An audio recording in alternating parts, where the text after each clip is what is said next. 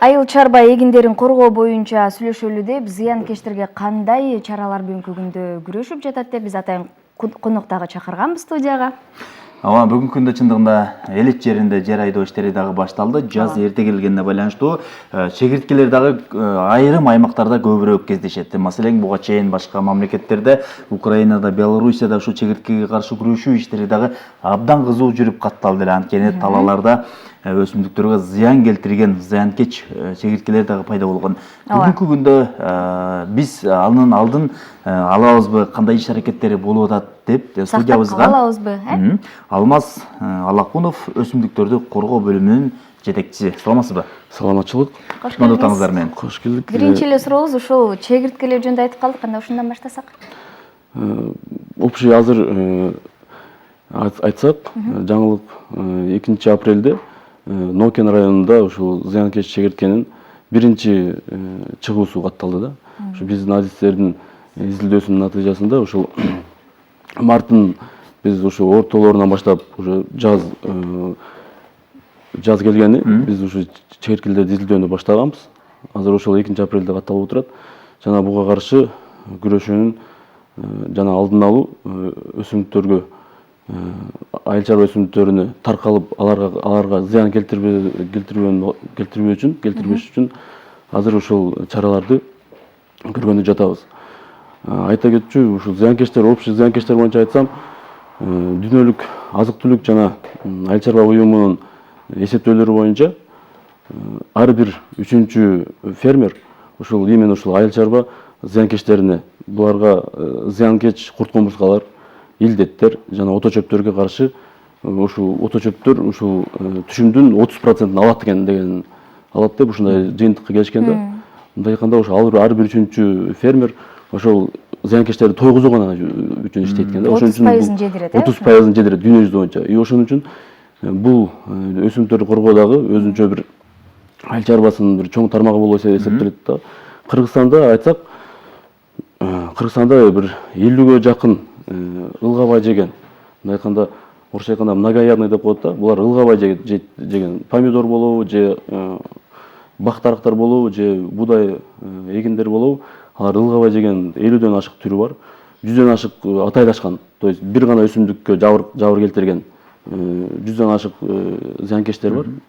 Жана 70тен ашык оорулар, зыянкеч оору илдеттер бар. Жана 300дөн ашык ото чөптөр бар. Ото чөптөр дагы эң актуалдуу болуп саналат. Эмне үчүн дегенде ото чөптөр ошо биздин маданий чөптөрдүн азык затын алып алат да. Анан аларга өсүүсүнө мындай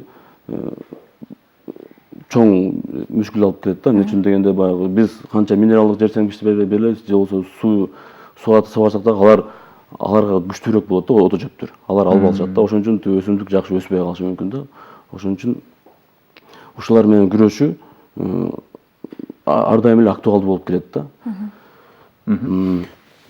Зыянкеч чегирткелер жөнүндө айта кетсек, 2017-жылы, былтыркы жылы ушул зыянкечтердин ушу Кыргызстан боюнча ушу Ысык көлдөн башка жердин бардык жеринде, облустарында бар.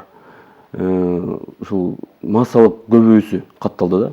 Бул массалык көбөйүү ар бир 10 жылдын ичинде, жыл 8, 10, 12 жылдын ичинде ушу мындай катталып турат да, волна болуп катталып турат. Бул табигый көрүнүш. Жана 2017-жылы айта кетсек, даже мурун катталбаган облустун райондордо катталды да. Например, Алабука районунда, Жалал Абад айта кетсек, Базар Коргондо катталды биринчи, Сузакта катталды. Оштун Араван Ноокат райондорунда катталды. Кадамжай районунда дагы көп мындай массалык таркалуусу катталды да. Андан тышкары түндүктө болсо ушу мурун катталбаган Бакаята районунда Таласта катталды. Чүйдүн ушул ылдыйкы зоналарында, Панфилов, Жайыл райондорунда аябай көп болду да. Ал эми аларды азайтуу үчүн кандай иш-чаралар көргөзүлүп жатат? Азыркы күндө иш-чаралар ушул техниканы даярдоо, аларга каршы иштетүүдө мурун биз традиционный бир трактордук чачкычтар менен чачып келсек, ушул проблеманы чечүүдө ушу ФАО деп ушу жана айтылган азык-түлүк жана дүйнөлүк азык-түлүк жана айыл чарба уюму ушул Африка өлкөлөрүнө чоң жардам көрсөтүп келет да. Жыл сайын жардам көрсөтөт.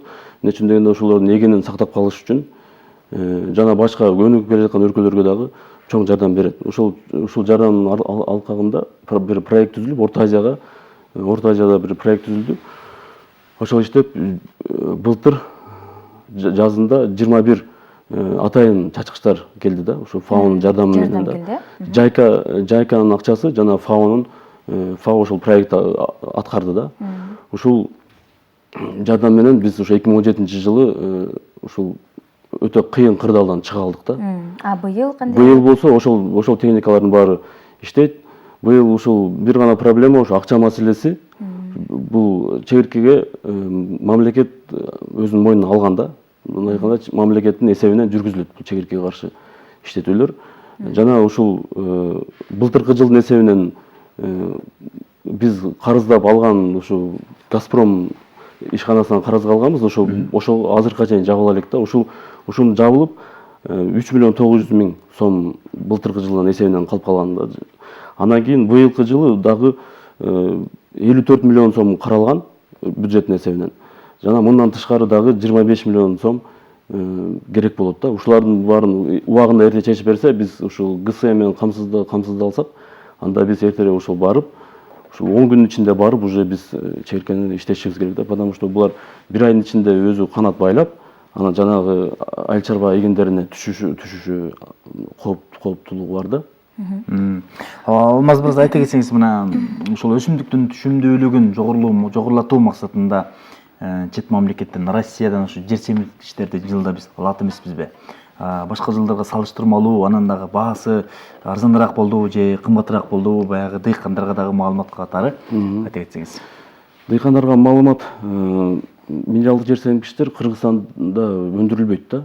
Ошон үчүн биз ар дайым ушу импорттан биз көз карандыбыз да. Өзгөчө Өзбекстандан, эмне үчүн дегенде Өзбекстанда аммиак селитрасы көп өндүрүлөт да.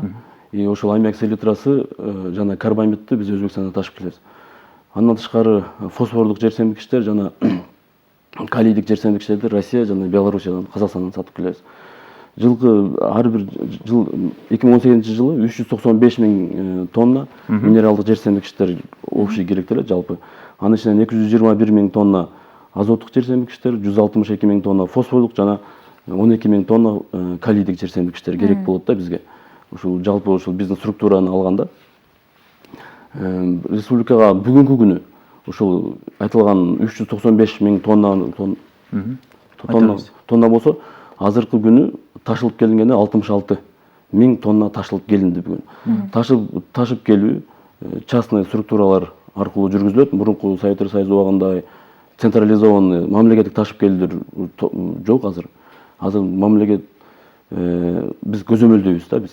Кандай жер семирткичтердин кайсы тараптарга же болбосо эгерде ошо керектөөлөр болсо ошол жерлерге баягы ташып келүүчүлөргө айтабыз да. Ушул жерлерде керектөө болуп атат. Же болбосо баягы сапатын аныктайбыз. Бизде лабораториялар бар. 2 лабораториябыз бар. Ошо именно ошол минералдык жер семирткичтерди жана пестицидтерди сапатын аныктоого.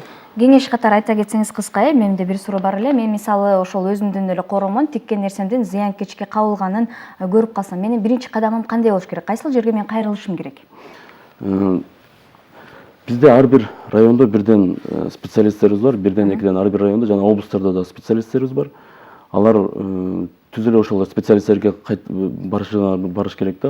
Ар специалисттер райондук акимчиликте агрардык өнүктүрүү департаментинде иштешет. Алар ошол жерде отурушат. Эмне үчүн дегенде, эмнеге адиске кайрылууга деген себебибиз, ал зыянкечдин биринчи баягы аныкташ керек да. Кайсы зыянкеч, жанагы жозо кайсы өсүм, кайсы ото чөп экенин аныкташ керек. Ошого жараша дарыларды себиш керек да. Эмне үчүн дегенде, например, адам баш ооруса, ичебөткөктүн дарысын ичпеш керек да, мындай айткандачы. Баарын ошол мындай адистин кайрылуусу менен болуш керек да. Жана ушул минерал жер семирткичтерди айта кетсек, азыр ушул картошка көп минерал жер семирткичтерди талап кылат да. Ушул кыскачараак. Азыр ушу амофос, диамофоска деген дарыны мен ушул минерал системчисине кеңеш берет элем да.